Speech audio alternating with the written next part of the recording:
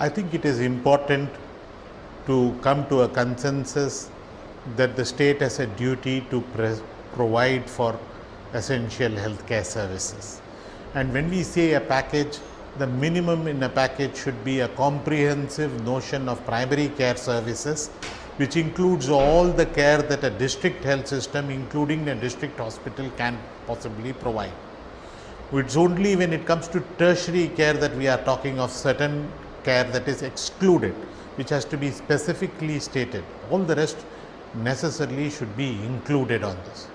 It's important to state this because it is often getting reinterpreted to mean either a small sliver of care related to reproductive and child health, or being limited to a couple of national diseases like TB and malaria control, which is not the spirit of UHC.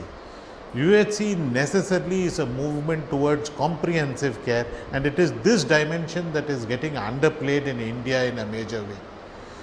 The role of civil society is paramount, not only for ensuring that there is public pressure to increase financing, which has been the central limitation in the Indian context, but it is also needs to make sure that what we get in the name of universal health care is not some notion of minimalist and very tokenish sort of insurance coverage, but actual effective access to care.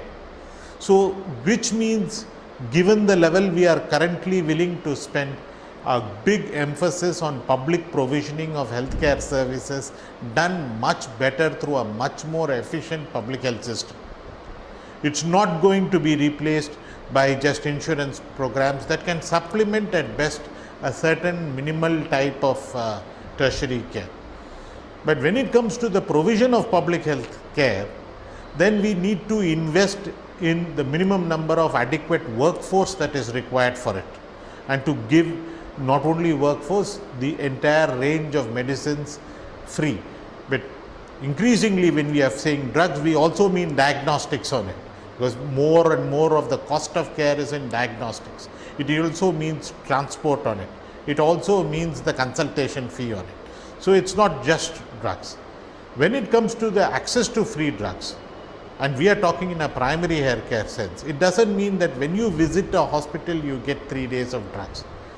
It means that you have 365 days access to drugs. For, let's say, a diabetic requiring insulin therapy, would mean that there is a facility near where he or she lives which is able to provide that insulin every day of the year, maybe twice a day. Not just that when he goes to the hospital there is a injection given which he is not charged for. So this notion we are still a long way from reaching, and part of the reason is because we have got stuck with just putting an emphasis on immunization and care in pregnancy, which is important, but we can't really get limited to providing of that. And when you define a package, the danger is the package will be defined far too narrowly. That we should really avoid. We've made this mistake in the Health for All movement when we moved from comprehensive primary health care to selective health care. And we can make it again when we define essential health care packages too narrowly. It should only have exclusion criteria, and all of primary health care, all of it should be included. And exclusion criteria for certain rare diseases. Where say you can't give a heart transplant currently, we can understand. But you can't give a dialysis, no, we don't really understand, because dialysis on a regular basis can be provided in a district health system. That's the sort of understanding that we should have.